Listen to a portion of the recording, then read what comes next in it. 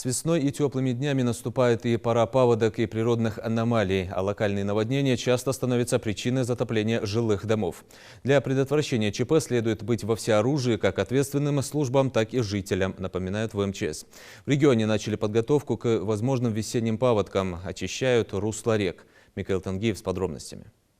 Минимальный уровень, критический уровень и так далее. То есть там 3,4 метра? 3,4 это критический уровень. Да, уже? При показателе 3,4 мы начинаем уже эвакуацию населения близлежащих. Специальные деления под мостом нанесли, чтобы вести контроль подъема уровня реки в случае внезапного паводка. Ливни и повышение температурного режима влекут за собой паводкоопасный период, который обычно наступает во второй половине мая и достигает пика в начале июня. Только заранее подготовившись, можно избежать последствий от непредвиденных ЧС, отмечают специалисты. До наступления паводкоопасного периода у нас запланирован, составлен план по очистке руслов рек и подмостовых сооружений от наносов, грязи, ила и так далее.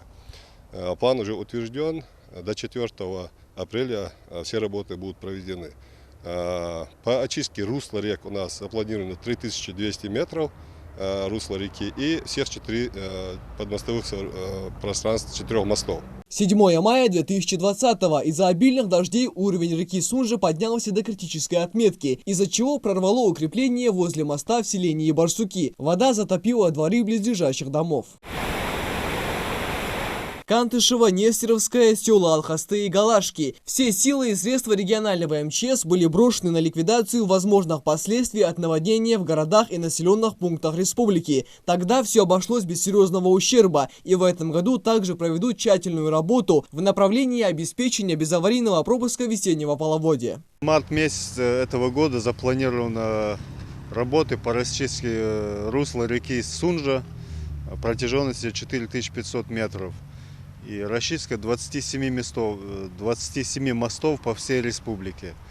В том числе Министерством природы и экологии республики запланирована работа по укреплению берегов на реках Сунжа и Аса. Общей протяженности 760 метров. Основная причина возникновения чрезвычайных ситуаций, вызванных наводнениями и паводками в республике, малая пропускная способность русел рек и в первую очередь горных с так называемым блуждающим руслом. Достижение уровней воды критических отметок – это результат ливневых осадок и таяния снега. К примеру, в Карабулаке уже позаботились об этом и провели комплекс мер по очистке русла Сунжи. В данном участке мы провели работы по расчистке русла реки от наносов, кряжей.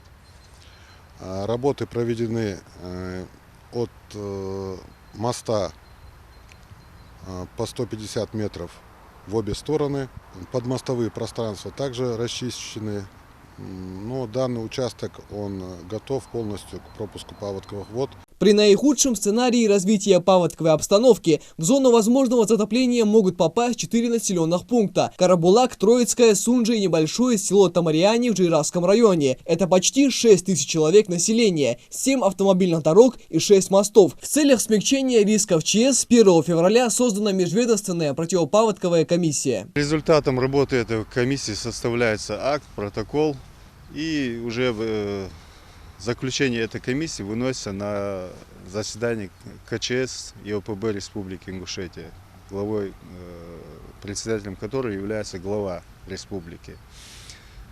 На заседании комиссии утверждается план работ, который необходимо выполнить. Ежегодно в регионе проводятся штабные тренировки, связанные с обеспечением безаварийного пропуска весеннего половодья. Их цель – проверка готовности сил и средств к реагированию на весенний ЧС, сборе передачи данных, улучшение взаимодействия между ответственными службами. Следующие всероссийские учения под руководством МЧС России пройдут в апреле. Михаил Тангиев, Адам Далаков, Новости 24.